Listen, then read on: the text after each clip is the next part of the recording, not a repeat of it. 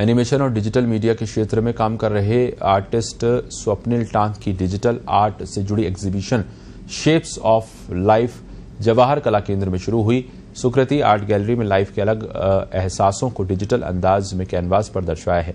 Animation and multimedia के क्षेत्र में डिप्लोमा करने के बाद उन्होंने वीडियो एडिटिंग में स्पेशलाइजेशन किया और क्रिएटिव वीडियो एडिटिंग में सफलता हासिल की। इसके बाद उन्होंने डिजिटल पेंटिंग्स की दुनिया में अपने पैर जमाए।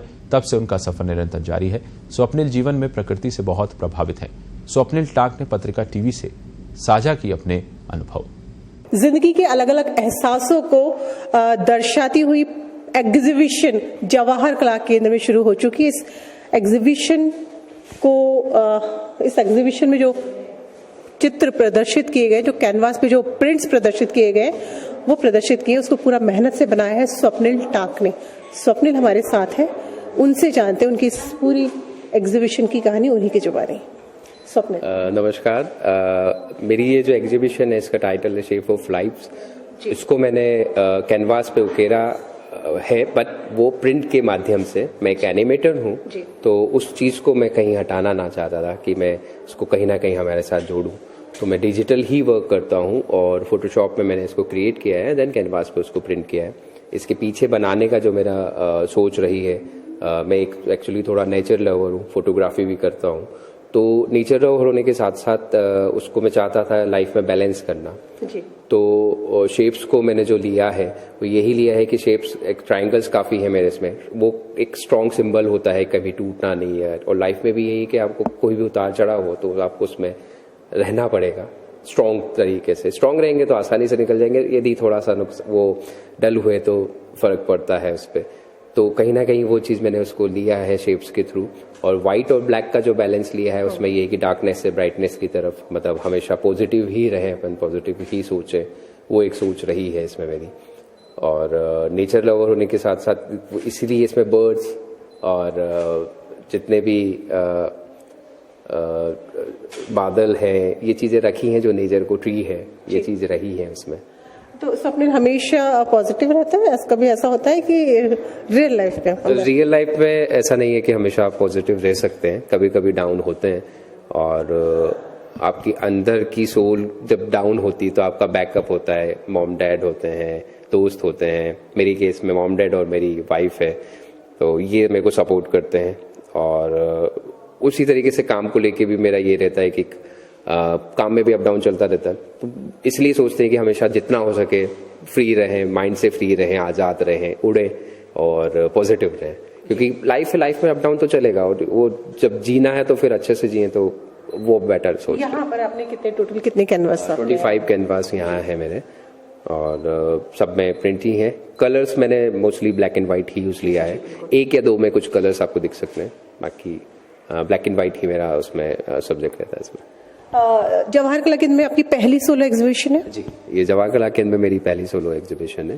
ग्रुप शोज हो चुके हैं, बट पर्सनली एक की थीम के ऊपर जो मेरा सारा वर्क है वो पहला यही है। कितने साल से आप ये कर रहे हैं? मैं एक्चुअली 2005 से एनिमेशन में हूँ, 2010 से मैं प्रिंट ऑन कैनवास कर रहा हूँ।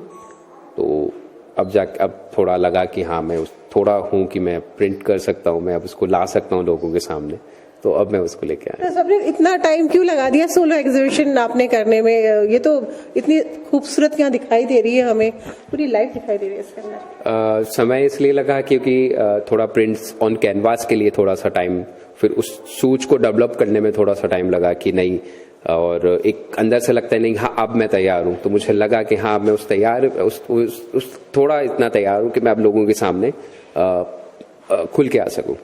पहले मैं थोड़ा सा जानना चाहूंगी, यहाँ पे आपने जो लगाई है इनके बारे में थोड़ा सा मुझे बताइए, फिर मैं आपकी और थोड़ा सा आपसे और बातचीत करेंगे। यहीं से शुरुआत करते हैं प्लीज। ये जो इसके पीछे मेरी सोच थी, जैसे इसकी साइज थोड़ा सा बाकी जो पेंटिंग से उससे डिफरेंट है। ये मेरी बिगनिंग की साइज थी, मैंने पहले थोड़ा इसमें ही वर्क किया था, थोड़े कम दायरे के अंदर, उसमें दायरा फिर बाद में बढ़ाया। तो इसके अंदर जो है कि एक नेचर लवर के हिसाब से मैंने सोचा है, क्योंकि मैंने बताया जैसे मैं एक डिजिटल आर्टिस्ट हूँ, तो मैं मैट पेंटिंग भी करता हूँ। मैट एक विधा है इन एनिमेशन एंड क्रोमा के साथ उसका काफी यूज होता है। तो उसमें मैंने इसको बादल एंड देन एक चिड़िया, तो इसमें मेरा फ्रीडम का एक फील है कि मैं एक अच्छे स्पेस में हूँ जहाँ मुझे बहुत आज़ादी की फीलिंग आ रही है और मैं एक अच्छा फील कर रहा हूँ, उसको लेके मैंने इसको क्रिएट किया था। आप ट्रायंगल की आप बात कर रहे थे तो मैं वहाँ आपको लेके चलना चाहूंगी। आप बोलते हैं ना स्ट्रॉन्ग वाली फीलिंग आती है कि वो थोड़ा सा पॉजिटिवनेस की फीलिंग आती है, क्या थोड़ा सा बताइए। मुझे ये लगता है कि ट्रायंगल का एक जो फील है कि ट्रायंगल को आप कहीं से भी देखेंगे वो ट्रायंगल ही दिखेगा, चाहे आप उसको टिल्ट कर देंगे तो भी वो ट्रायंगल ही रहेगा। आप 60 डिग्री या उस पर ये चलता है 60, 70, 80 जितने भी आप जैसा भी शेप बनाना चाहे ट्रायंगल में, बट वो कभी एक स्टेबल रहता है। धरातल पे रखेंगे तो वो ट्रायंगल वैसे खड़ा रहेगा, या टिप पे भी रखेंगे तो वो हर जगह से, जैसे एक मेरी पेंटिंग है जिसमें वो टिप पे रखा हुआ है बट वो एक बैलेंस के रूप में हमेशा रहेगा। तो वो कहीं ना कहीं मैं उसमें सोचता हूँ कि लाइफ में भी आपको रहना है, तो एक उसका थोड़ा सा गंभीर यदि टॉपिक ले तो ये कि लाइफ पे भी आपको ये कि थपेड़े पड़ते हैं, लाइफ में अप डाउन करती रहती है। मेरी लाइफ में ऐसा कुछ नहीं है, मेरी लाइफ बिल्कुल परफेक्ट है। मैं परफेक्ट नहीं कह सकता, मतलब परफेक्ट नहीं, सॉरी, परफेक्ट कहने पे नुकसान ना होना, कूल है, टेंशन नहीं, टेंशन ना हो तो भी लेने का मतलब है नहीं। तो सोच में ये है कि ट्रायंगल का यही है कि स्ट्रांग रहता है, और ज्योमेट्रिक में ट्रायंगल का बहुत ज्यादा यूज है और उसके बिना अधूरा है। तो उसी तरीके से लाइफ में बैलेंस, स्ट्रांगनेस ना हो तो वो भी अधूरी है। तो ये दोनों को लिंक। कोविड के थे वो किस तरह के रहे थे आप, क्योंकि वो टाइम तो ऐसा था ना जी, कुछ मेरी पेंटिंग्स मैंने उसी टाइम पीरियड में बनाई, जैसे ये वही थी कि चाहते थे कि हम नेचर में जाएं पर जा नहीं सकते, बाउंड्री पे खड़े।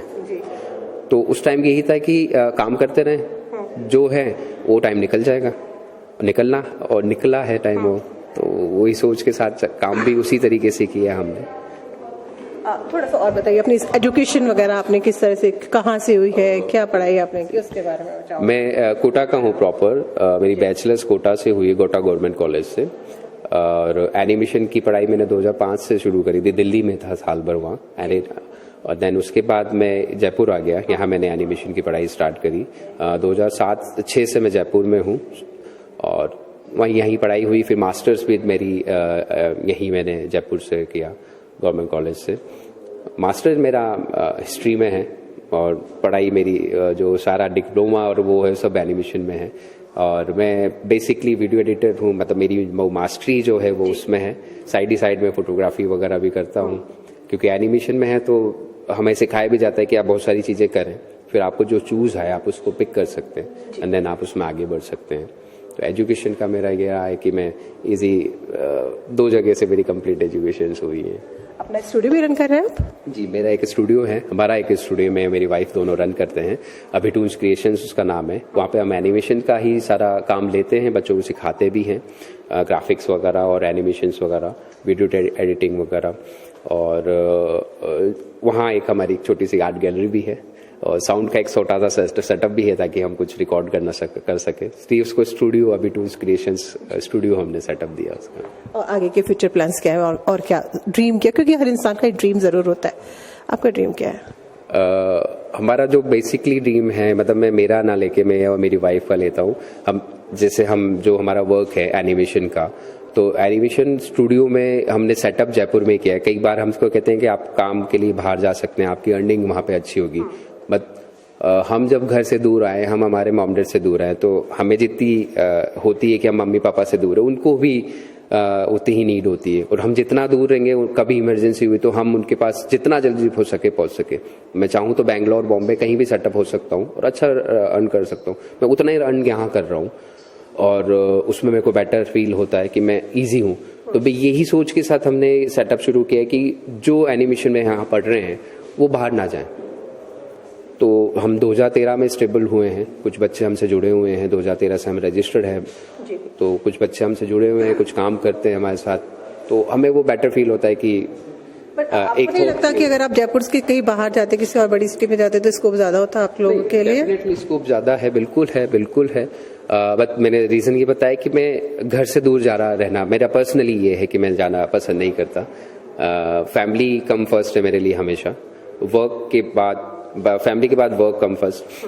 और कई केसेस में वर्क कम फर्स्ट होता है, जो होता है वो करना पड़ता है। सोच यही है कि जितना दूर रहेंगे, और वहाँ के खर्चे भी होंगे। यदि मैं एज अ बिजनेसमैन सोचूं तो मैं यहाँ जितना अर्न करता हूँ मैं उसका 10 गुना वहाँ ज़्यादा करूँगा। तो डिस्टेंस, इन सब चीज़ों को इक्वल करके चलूँ तो मुझे एक फील नहीं आता, मैं बेटर लगता है कि मैं यहीं रहूँ। आपने यहाँ पे अपना पूरा वर्क डिस्प्ले किया, पूरी आपकी मेहनत आपने डिस्प्ले की है, लोग आ रहे हैं देखने के लिए, आर्ट लवर्स भी आ रहे हैं, बहुत दिन भर आते रहते हैं।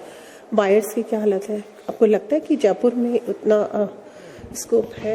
अभी लोग पसंद करते हैं, परचेज करने की बात कर रहे हैं? परचेज करने पे बायर्स का रुझान है अब काफ़ी, मतलब जो मेरा भी इन दिनों जो 2 दिन में मेरा अभी एक्सपीरियंस रहा, इन 2 दिनों में तो मेरे को काफ़ी ठीक लगा, क्योंकि कई बायर्स इंटरेस्टेड रहे हैं और पॉजिटिव साइन है। क्योंकि कई बार होता है कि बायर्स आते चले जाते हैं, पर उनका दे यार कि हाँ कि हमें थोड़ा उसमें चेंजेस चाहिए, आप ये कर दें, साइज छोटी कर दें या ये कर दें, तो वो बायर्स का मुझे पॉजिटिव लगा। जयपुर में बेटर है पहले से बहुत।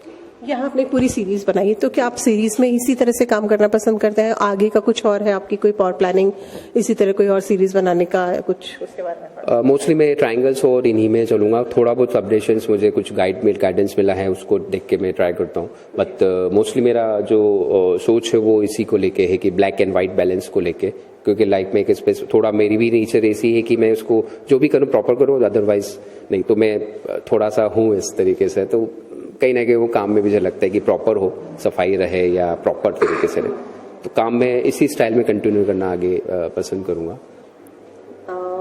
कुछ मैसेज अगर आप हमारे दर्शकों को, खासतौर पे मैं यूथ की बात करें जो एनिमेशन में या डिजिटल आर्ट में या इस सेम प्रोफेशन जो आप कर रहे हैं अपना करियर बनाना चाहे या आगे बढ़ना चाहे, उनको क्या कहेंगे? एनिमेशन और क्रिएटिव फील्ड के जो अभी जो टाइम है ये बेस्ट टाइम है फॉर अर्निंग और एजुकेशन के हिसाब से भी। आप एजुकेशन अच्छी लेंगे, ऐसा नहीं है कि आपको डॉक्टर एंड इंजीनियर और इसी में सब कुछ है, नहीं।